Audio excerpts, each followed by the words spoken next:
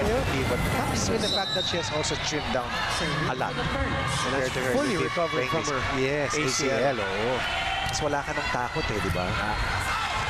Gia. Bumalik ang bola. Set point pa rin para sa Cool Smashers. Perla Spikers trying to tie. Wala pa. Still alive. Gem chooses Tajima.